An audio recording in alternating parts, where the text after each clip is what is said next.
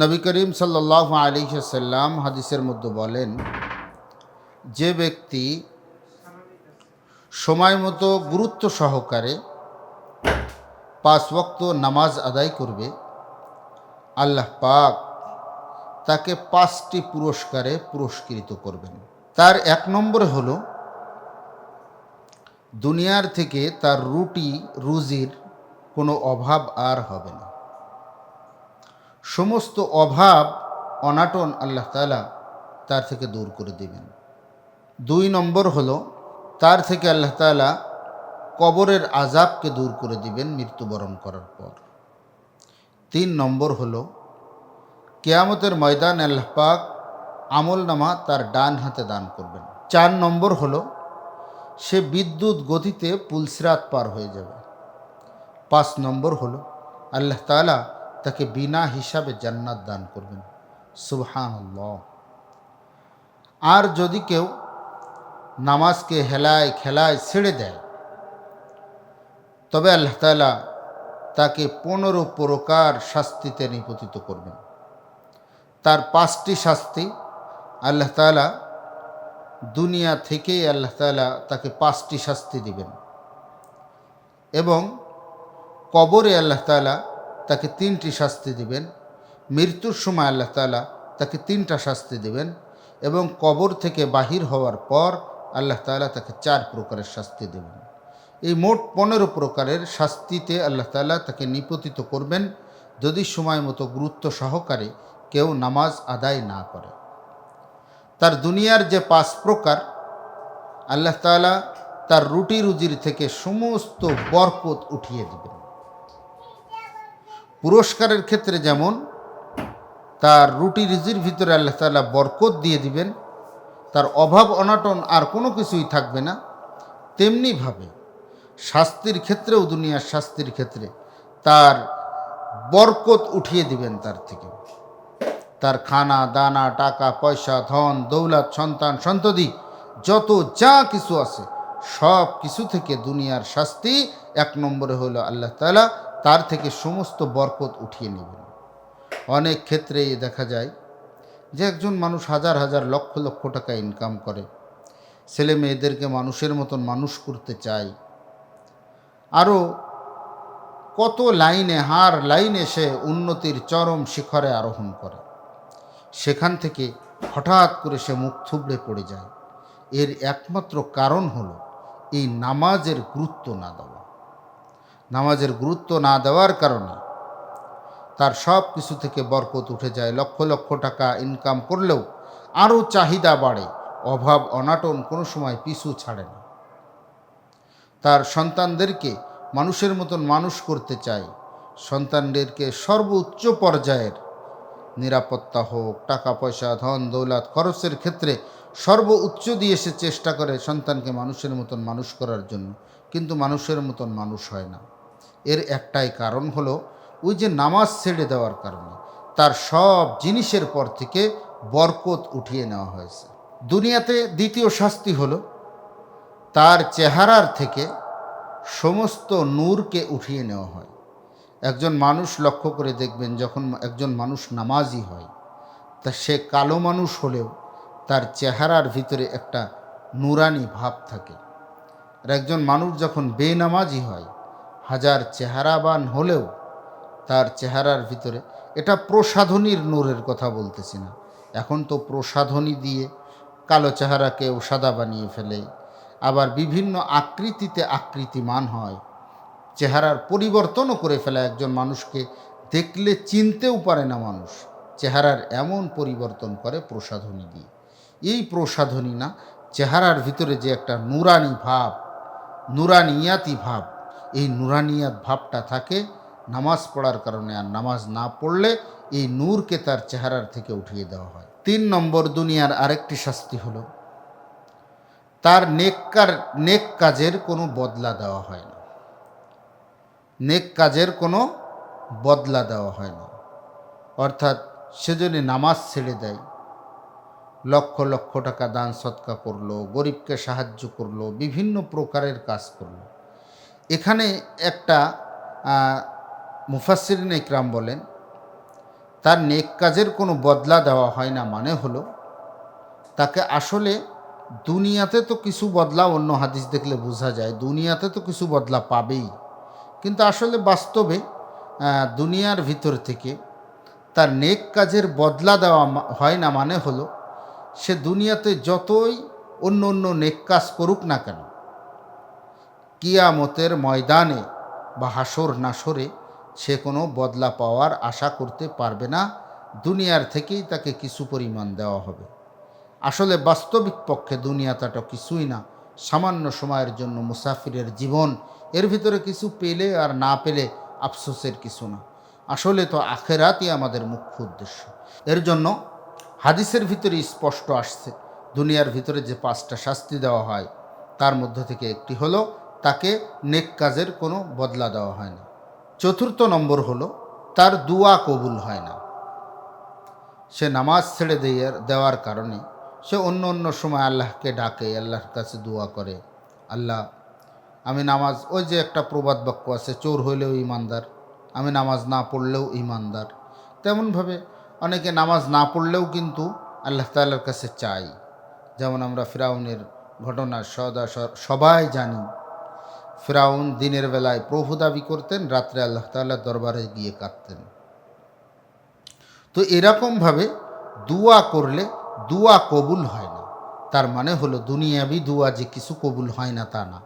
ফেরাউনের দোয়া যখন কবুল হয়েছে, একজন মানুষ সে নিজেকে খোদা বলে দাবি করছে, তারপরেও তার দোয়া কবুল হয়েছে। মানুষের দোয়া কবুল হয়, এই দুনিয়াবি দোয়া কবুল হয়, কিন্তু আখেরাতের জন্য আল্লাহ তাআলা মুসলমানের কোনো দোয়াই বিফল না। আল্লাহ তাআলা যেটা সঙ্গে সঙ্গে কবুল করেন সেটা তো কবুল করেন, দ্বিতীয়ত যেটা একটু দেরিতে কবুল করেন সেটাও কবুল করেন। এবং আমাদের যে দুয়া, আমরা যে দুয়া আল্লাহ তাআলার কাছে করি, আমরা অনেক সময় নিরাশ হয়ে যাই, এত বছর ধরে নামাজ পড়তেছি, দোয়া করতেছি, আল্লাহ কবুল করেন। আরে দোয়া কবুল না, সঙ্গে সঙ্গে কবুল না করাটাও আল্লাহ তাআলার রহমত। কারণ হাদিসের ভিতরে আসছে উম্মতে মুহাম্মাদির কোনো দোয়া, এটা উম্মতে মুহাম্মাদির যে 10টা ফজিলত আছে, অন্য অন্য উম্মতের থেকে বিশেষ ফজিলত এটাও হলো একটা, যে উম্মতে মুহাম্মাদির কোনো দোয়া বিফলে যাবে না। আল্লাহ তাআলা এই দোয়াগুলিকে কিয়ামতের ময়দানে যখন আমার আপনার সব থেকে বেশি সওয়াবের প্রয়োজন, সব থেকে বেশি রহমতের প্রয়োজন, সব থেকে বেশি বরকতের প্রয়োজন, সব থেকে বেশি কষ্টের ভিতরে যখন আমরা থাকব, তখন ওই দোয়াগুলিকে আল্লাহ তাআলা কাজে লাগাবেন এবং ওই দুনিয়াবি করা দোয়াগুলি আল্লাহ তাআলা ওই সময় কবুল করবেন।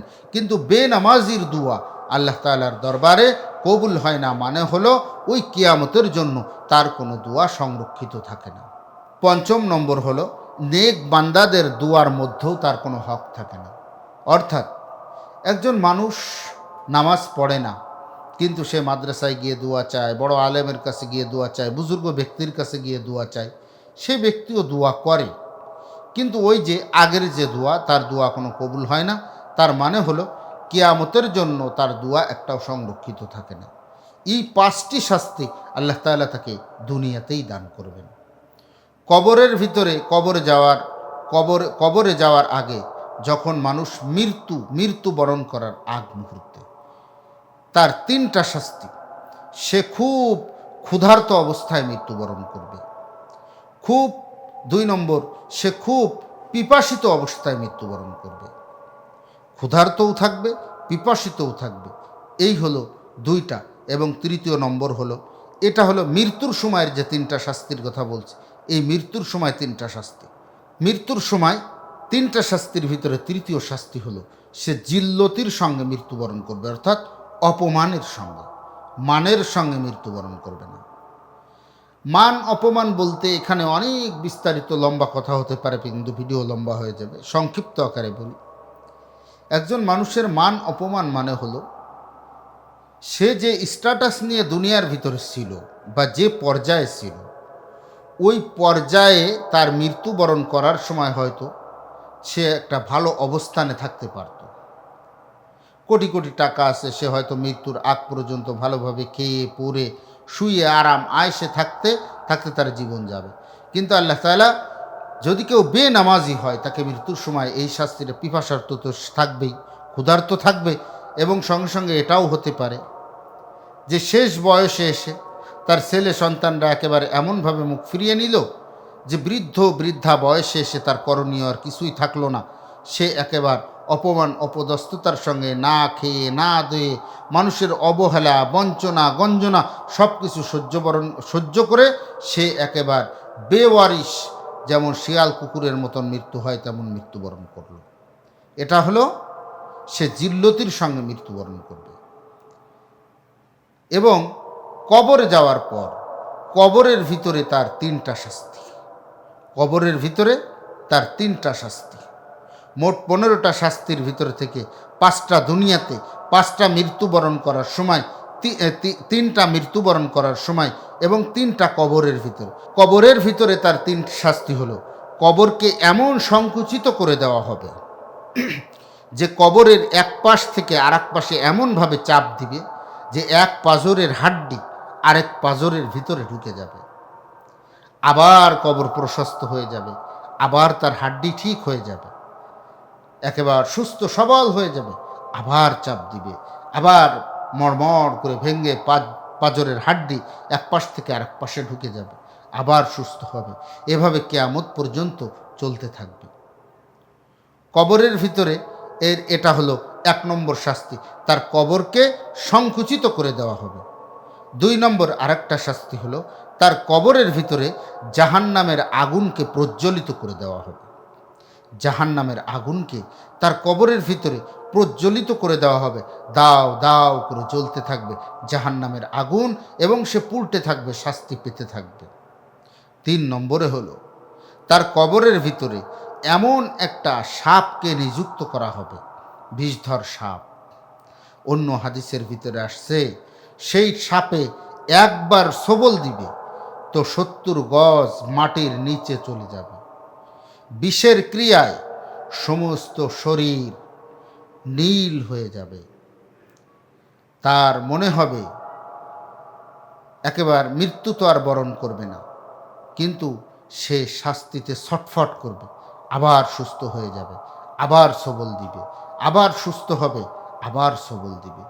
এইভাবে ওই সাপ বলবে ফজর থেকে নিয়ে জোহর পর্যন্ত সবল দিতে থাকবে আর বলতে থাকবে ফজরের নামাজ পড়নি এর জন্য তোমার এই শাস্তি। জোহর থেকে আসর পর্যন্ত চলবে, জোহরের নামাজ পড়নি এর জন্য তোমার এই শাস্তি। আসরের নামাজ থেকে মাগরিব পর্যন্ত চলবে, তুমি আসরের নামাজ পড়নি এর জন্য এই শাস্তি। মাগরিব থেকে নিয়ে এশা পর্যন্ত চলবে, তুমি মাগরিবের নামাজ পড়নি এর জন্য এই শাস্তি। এশা থেকে নিয়ে আবার ফজর পর্যন্ত এইভাবে সবল দিতে থাকবে, বলবে যে তুমি এশার নামাজ পড়নি এই জন্য এই শাস্তি। এইভাবে শাস্তি চলতেই থাকবে। এই কবরের ভিতরে 3টা শাস্তি। এবং কবর থেকে বাহির হওয়ার পর মোট 4টা শাস্তি। কবর থেকে বাহির হওয়ার পর মোট 4টা শাস্তি। এই 15টা শাস্তি বেনামাজির জন্য। কবর থেকে বাহির হওয়ার পর 3টা শাস্তি, অর্থাৎ কিয়ামতের ময়দানে 3টা শাস্তি। তার হিসাবকে খুব শক্তভাবে নেওয়া হবে, খুব জটিলভাবে কঠিনভাবে তার হিসাব কিতাবটা করা হবে। যেমন আমরা সদা সর্বদা হাদিসের ভিতরে আসছে দোয়া করার কথা, আল্লাহুম্মা হাসিবনি হিসাবান ইয়াসীরা, আয় আল্লাহ আপনি আমাদের হিসাবকে সহজ করে দিন। এও দোয়া করার কথা অন্য হাদিসের ভিতরে আসছে, আয় আল্লাহ বিনা হিসাবে জাহান্নাম থেকে মুক্তি চাই, বিনা হিসাবে জান্নাত চাই। আমাদেরকে যদি আপনি হিসাব নেন তাহলে আমরা বাধাগ্রস্ত হব জান্নাতে যাওয়ার ক্ষেত্রে, জাহান্নাম থেকে মুক্তি পাওয়ার ক্ষেত্রে। এর জন্য আল্লাহ আপনি আমাদের সর্বপ্রথম দোয়া, আমাদের হিসাব নেওয়ারই দরকার নাই, বিনা হিসাবে আপনি আমাদেরকে জান্নাত দান করেন, জাহান্নাম থেকে মুক্তি দেন। আর যদিও বা হিসাব নেন আল্লাহ, আল্লাহুম্মা হাসিবনি হিসাবান ইয়াসীরা, আল্লাহ আপনি সহজ করে হিসাব নেন। সেখানে কঠিনভাবে হিসাব নেওয়া হবে। আর আল্লাহ পাক যদি কঠিনভাবে কারো হিসাব নেয়, সে জান্নাতে যেতে পারবেই না, পারবেই না, পারবেই না। সে নিশ্চিত জাহান্নামী হয়ে যাবে কঠিনভাবে যদি হিসাব নেয়। বেনামাজির হিসাব আল্লাহ তাআলা খুব কঠিনভাবে নেবেন, শক্তভাবে নেবেন। দ্বিতীয়টা হলো আল্লাহ তাআলা তার উপরে রাগান্বিত থাকবেন কিয়ামতের ময়দানে। ভাইরা আমার, একজন আসামির উপরে একজন বিচারক তিনি যদি রাগান্বিত থাকেন, ক্ষোভ থাকে, রাগ থাকে, তাহলে সেই আসামির কি অবস্থা হবে? আমরা একটু দুনিয়ার আদালতের দিকে তাকিয়ে দেখি, দুনিয়ার বিচার ব্যবস্থার ভিতরে তাকিয়ে থাকি, সালিশ বিচার, গ্রাম্য সালিশ যেগুলো হয়, এর দিকে একটু তাকিয়ে দেখি। যে মাতবার বিচার করতেছে তিনি যদি ভিকটিমের উপর, আসামির উপর রাগান্বিত হন, তাহলে কি অবস্থা হয়? সেখানে কিয়ামতের ময়দানে আল্লাহ তাআলা বেনামাজির প্রতি রাগান্বিত হবেন, রাগান্বিত অবস্থায় বিচার করবেন। এমনিতেই আল্লাহ তাআলা কিয়ামতের ময়দানে কহার রূপ ধারণ করবেন। তারপরেও এটা বিশেষভাবে বলে দেওয়া যে আল্লাহ তাআলা রাগান্বিত থাকবেন তার উপরে। 3 নম্বর হলো তার ললাটে, কপালে 3টা লাইন লেখা থাকবে। তার প্রথম লাইনে লেখা থাকবে, হে আল্লাহর হক নষ্টকারী, হে আল্লাহর হক নষ্টকারী। দ্বিতীয় লাইনে লেখা থাকবে, তুমি আল্লাহর গোস্বায় পতিত। দ্বিতীয় লাইনে লেখা থাকবে, তুমি আল্লাহর গোস্বায় পতিত। তৃতীয় লাইনে লেখা থাকবে, নামাজের কথা এটা, নামাজ বলবে, তুই আমাকে দুনিয়াতে যেভাবে ধ্বংস করেছিস, আজ আল্লাহ পাক তোকে সেইভাবে ধ্বংস করো। কিয়ামতের ময়দানের চতুর্থ শেষ শাস্তি এটা হলো তাকে জাহান্নামে প্রবেশ করিয়ে দেওয়া হবে। এর জন্য ভাইরা আমার, সদা সর্বদা নামাজের ইহতেমাম করি, নামাজের গুরুত্ব দিই, গুরুত্ব সহকারে সময় মতন একমাত্র আল্লাহ তাআলার সন্তুষ্টির উদ্দেশ্যে